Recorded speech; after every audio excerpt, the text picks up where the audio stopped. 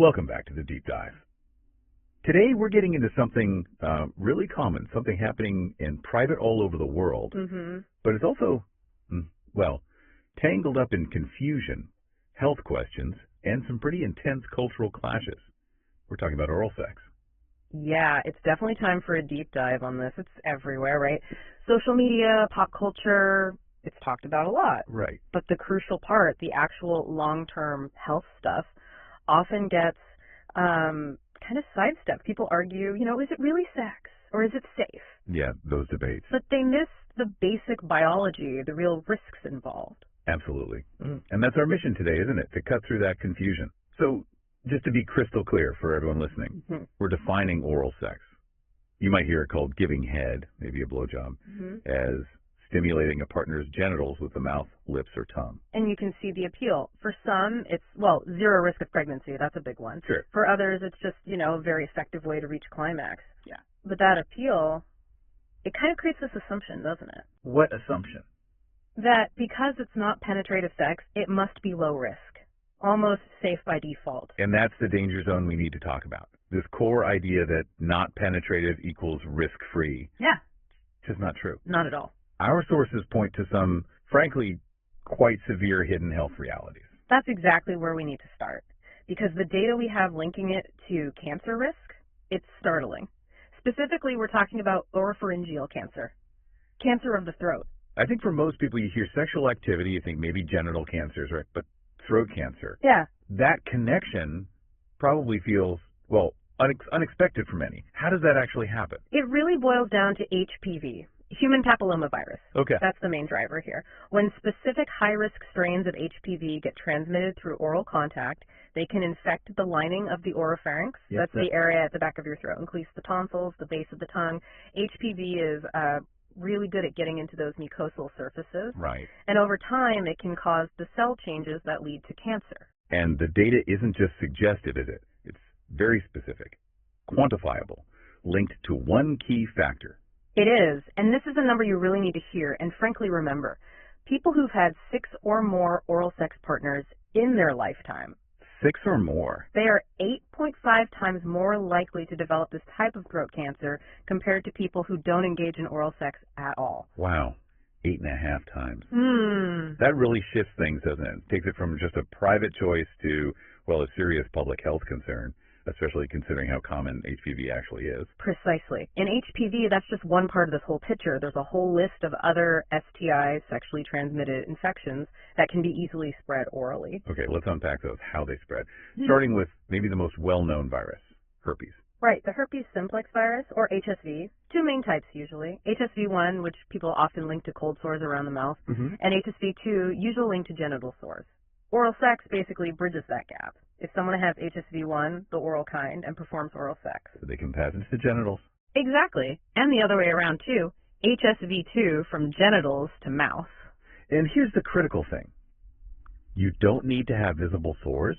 The virus can be shed and transmitted even when everything looks completely normal. Okay, that's viruses. What about bacterial infections? You mentioned they pose a unique challenge when spread orally because they're hard to spot. Exactly right. Think about gonorrhea. If it's transmitted orally, it can infect the throat. Okay. Now, the fascinating and really dangerous part is that throat gonorrhea is often completely asymptomatic. No symptoms at all. So, unlike genital gonorrhea, which might have obvious painful signs. Correct. The throat infection can be totally silent, so the person doesn't know they have it, they don't get treated, and they keep transmitting it. So, let's say you're sexually active, you go get a standard STI checkup.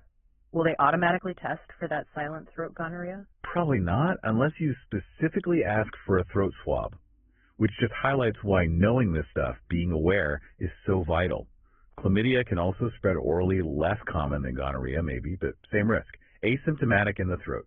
So regular specific testing is key. It's the only way for those. And then there's syphilis. That one spreads through contact with sores, right?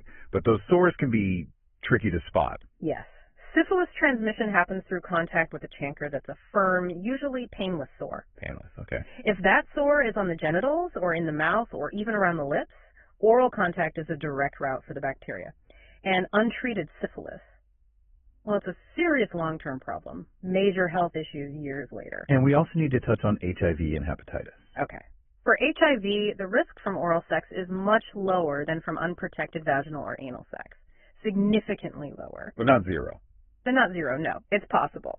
The pathway is usually if there are open cuts, sores, lesions, either in the mouth or on the genitals. That allows infected fluids direct access to the bloodstream. Right. And hepatitis A, B, and C. These are viral infections spread through infected blood or other body fluids.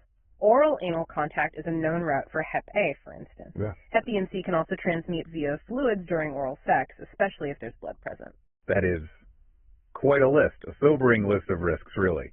So knowing all this, what are the practical steps? What can someone listening actually do to lower their risk? Well, the sources boil it down to 4 key guidelines. Pretty clear actions. First, good oral hygiene. Keeping your mouth healthy can reduce microbes. Makes sense. Second, and this connects directly back to that cancer statistic, limit your number of sexual partners. The sources really stress that sticking to one committed partner, ideally a spouse, dramatically cuts down your exposure risk. Okay, so that covers behavior. What about actual testing and protection? That's third. Get tested regularly, and, importantly, know your partner's health status before you get intimate. Talk about it. And ask for those specific throat swabs we mentioned. Absolutely. Ask for targeted testing for gonorrhea and chlamydia in the throat if oral sex is part of your life. And fourth, use protection. Dental dams for oral vaginal or oral anal contact, condoms for oral penile contact. They limit that direct contact with fluids and potential sores. Those are very clear science-backed steps. But, and this is a big but, having this kind of open, frank conversation is almost impossible in many places, right? Exactly. And that's where we need to shift focus now. Yeah. Away from just the clinical risks towards the really complex web of culture and religion, especially in many African societies where this whole topic is often just forbidden. It's such an important transition to make because these cultural and religious views, they act like a huge wall blocking the health information we just laid out. Yeah. Across many African societies, oral sex isn't just controversial, it's barely whispered about. It happens privately, of course, but it's shrouded in these deep cultural taboos, fear of religious judgment, and just generations of silence. And does a lot of that stem from the traditional view of sex being primarily or even solely for having children? That's definitely a major anchor point. Traditional societies often put huge value on modesty, discretion. Sex is frequently seen as something sacred, given by God mainly for procreation, for continuing the family line. So any sexual act that doesn't directly lead to childbirth, like oral sex, tends to be either ignored by community leaders or actively condemned as, improper deviation. And what happens if someone does try to bring it up, say, seeking health advice? Oh, they'd likely face instant judgment. Elders, traditional leaders, they usually respond with strong disapproval. If you, as an individual, try to raise the subject, your morals get questioned.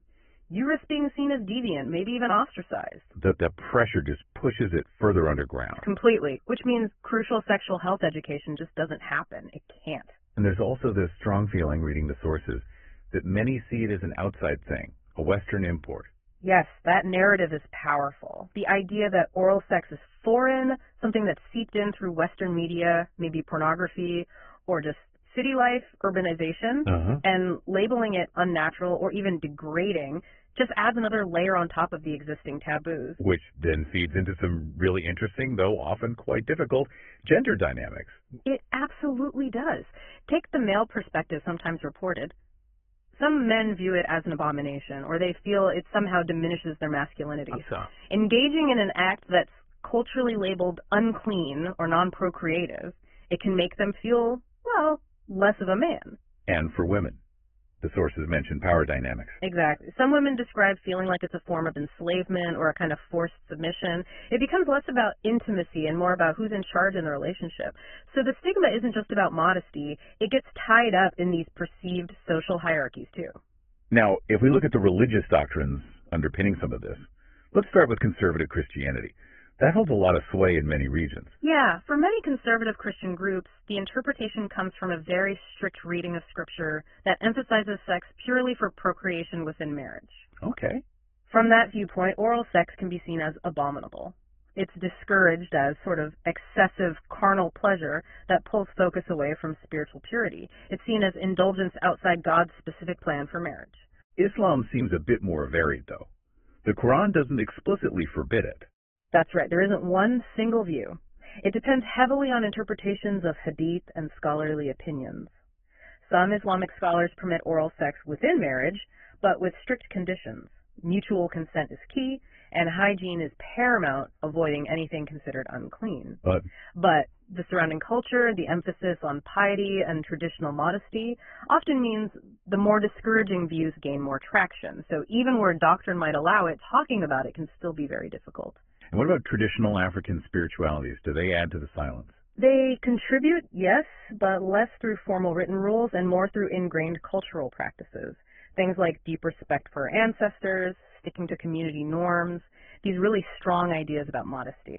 They've historically created a powerful framework that discourages open talk about any sexual acts outside that traditional marriage and procreation model. And yet, things are starting to change, aren't they? We're seeing pushback, especially from younger people. Absolutely, that classic tension.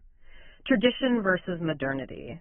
Younger generations, Gen Z, Africans who are more connected globally, they're starting to question these old norms. Why now? Greater access to information, really, sexual education, global conversations online about pleasure, consent. It's all chipping away at the taboo. Oral sex is gradually becoming less forbidden, at least in some circles, maybe more urban or liberal ones. So it seems, whether you look at the quite alarming health stats or the really deep cultural and religious layers, talking about oral sex is always going to stir things up. These different belief systems, religious, cultural, sexual, they just don't line up neatly. It's like a perfect little snapshot of the modern dilemma, isn't it? That constant push and pull between tradition and, well, liberation, between repression and desire, between doctrine and biology. But here's the bottom line. Whatever your personal beliefs, your cultural background, the biological risks we discussed, they're real, they're constant. And knowing that, being aware, that's the whole point of this deep dive. You need that knowledge, that education, to make choices that are safe and responsible for you. Whether you lean traditional or modern or somewhere in between, you have to be informed. Which leaves us with a final thought, something for you, the listener, to think about. We've seen that many traditions define sex almost exclusively by procreation. We also now know very clearly that oral sex carries significant health risks, especially with multiple partners. Remember that 8.5 times higher cancer risk. Right. So here's the question. When you have concrete knowledge of a serious, potentially life-threatening health danger like that, should the conversation be forced out of the private taboo zone?